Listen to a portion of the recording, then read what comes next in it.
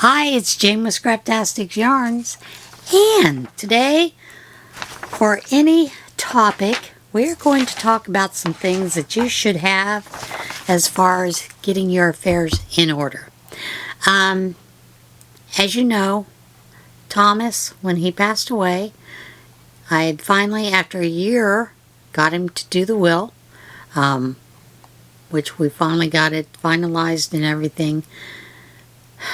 As a Valentine's gift to me, February the 14th, and then of course the 27th he passed away. But there were a lot of things that he did not have in order. I had asked him to double check about the university benefits for his 401 pension plan. He thought it all went under the insurance plan. As long as you'd filled out that was plenty. It was not. So those are some things that you need to think about. But there's a lot of reasons that you need to really have your affairs in order, just because we don't ever know how much time we have on this earth. And with all the hassle, struggle, fear that I went through with after Thomas passed away, this has become very vital and important for me to do. So I've done quite a bit of this. I'm still working on a few other things, but yeah. So let's just dive into it. For those of you that don't have your affairs in order, make sure all bank accounts have direct beneficiaries. The beneficiary then will need only go to the bank with your death certificate and an ID of their own. Thomas and I had a joint account, and then I also had a private account besides that for my business. But he didn't have that. Now in Pennsylvania, the wife automatically gets everything. So it wasn't an issue, but I did have to bring in a death certificate and a photo ID. And this next one is a big one. Transfer on death deed. That's a big one. If you own a home, completing this document and filing it with your county can save your heirs thousands of dollars, and I do mean thousands of dollars. I don't know if any of you know, but when you go to change those kind of things, and even when you become the estate executress, there's a fee that you have to pay to be sworn in for the documents that you need to provide to everybody under the sun. In some places that is expensive, others it's not so much. For me, it was about $150.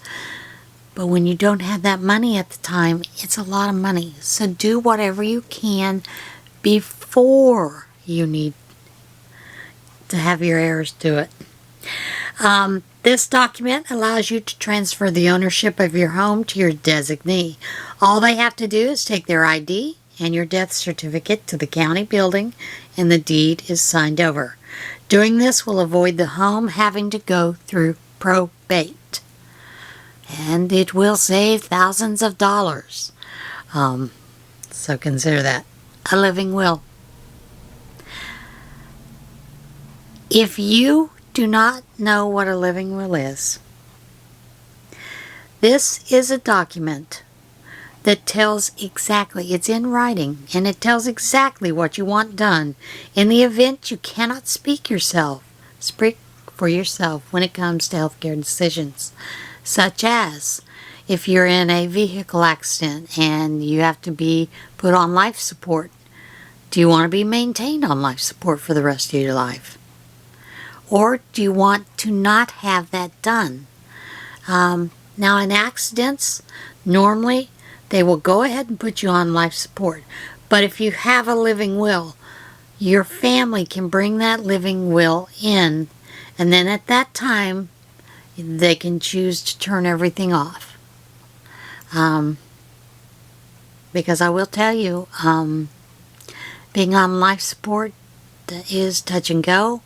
It costs thousands and thousands of dollars for the family that has to do that. And sometimes healthcare insurance doesn't cover that. So consider having a living will. Durable power of attorney. That allows you to designate a person to make legal decisions if you are no longer competent to do so. Such as, let's say Mom has Alzheimer's and Mom can't make wise decisions about her banking, about whatever. Having a durable power of attorney for that will help the person who needs to make those decisions do it without too much of a hassle.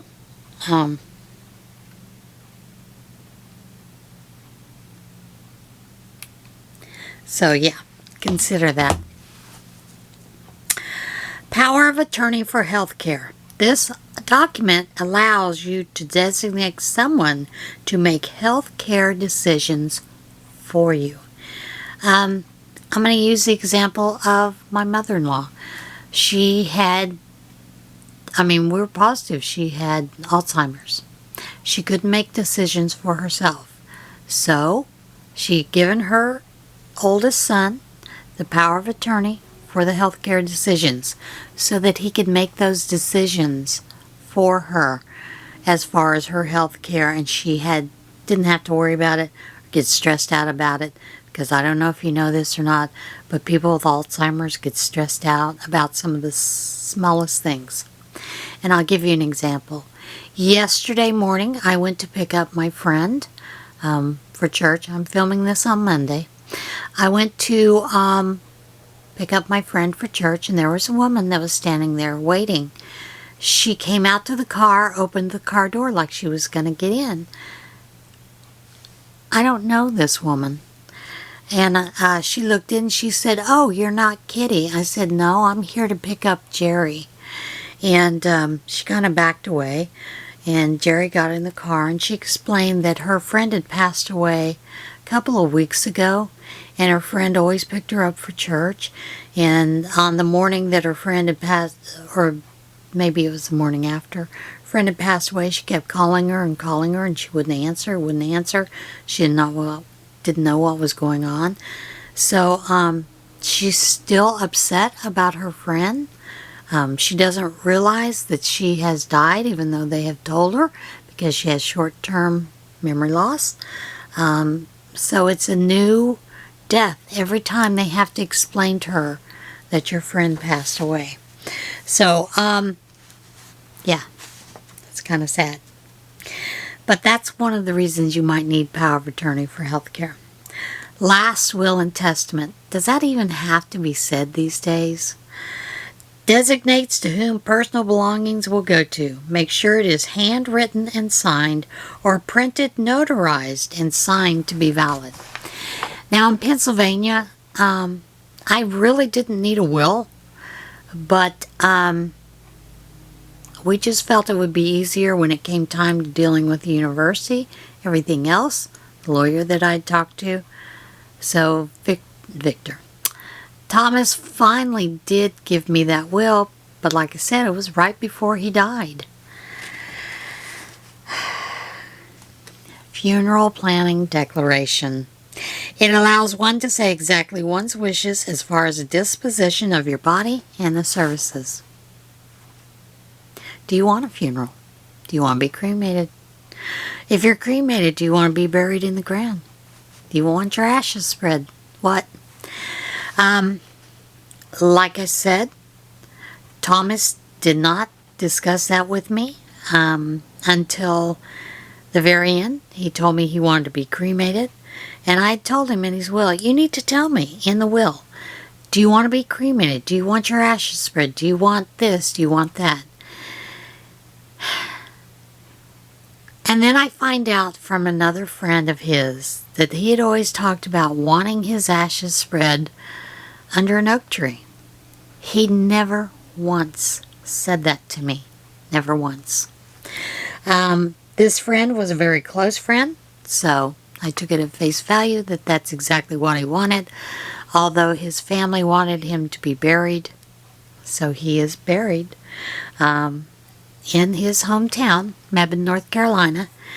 And some of his ashes have been spread. I'll just say that, under a couple of oak trees. If the above documents are done, you can avoid probate. And that's very important. Very important. If all the above is not done, you have to open an estate account at the bank. And I had to do that. And it is still open. All the money that doesn't have direct beneficiary goes into this account. You have to have the attorney to open the account. They also have to publicize the passing in the newspaper or post publication at the county courthouse to allow anyone to make a claim on your property. It is a complete pain in the ass. That's what I'm going to say. Many of you don't know, but Thomas had a couple of credit cards I didn't know about. One of the credit cards is with Citibank, and I have asked for the last 7 years of the charges in order to pay it off, because I don't know what he bought with that. And I think he may have bought the PS4. I have no receipt for the PS4. Of all the boxes he kept, he didn't keep that one, and no receipt. So I don't know where it is, and I would like to get rid of the PS4, but I would like to have the correct chain of custody for it. So, it is very important to have all that done. Keep your family from having to go through a pain in the butt and spending more and more money. I want to tell you, I would imagine this lawyer fee is going to be close to $60,000. That's a huge chunk of money I'm going to have to lay out for a lawyer. Seriously. Make a list of all banks and account numbers, all investment institution with account numbers, list of credit cards, utility accounts, etc. Leave clear instructions as to how and when these things are paid. Make sure your heirs know where the life insurance policies are located. Yeah, that would have made it a whole lot easier. Did not have that. And here is the biggest thing if you have Apple products. Make 100% sure someone knows your Apple ID, your bank ID account, logins, and passwords. That's all I'm saying on that. Make sure you have titles for all vehicles, campers, etc. Most importantly, talk with those closest to you and make all your wishes known. Make them known.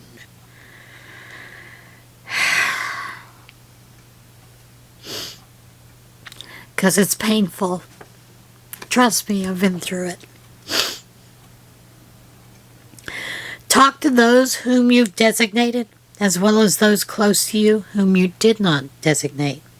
Do this to explain why your decisions were made and avoid any lingering questions or hurt feelings.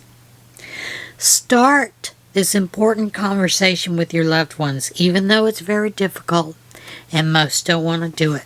It has to be done. And let me tell you, I've done that with my sons. And the one son's like, Mom, I don't even want to talk about this. We don't have to talk about this now. And I'm like, no, we do need to talk about this now.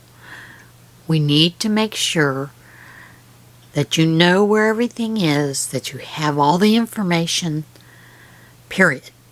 You need to know this. The other thing is, I'm building a home. I would like to go ahead and transfer that into my son's name so that it's so much easier when it comes time, the very end, for him to just take it over. No issues. So, it's a very important thing to do.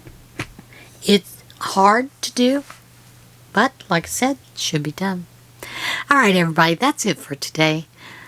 Please make sure that you love one another, love yourself, be kind to everyone.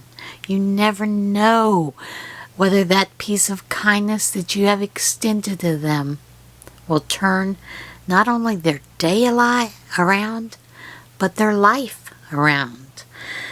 And as always, get out there and see this big, beautiful world we live in. All right, guys, I'll see you guys again soon. Bye.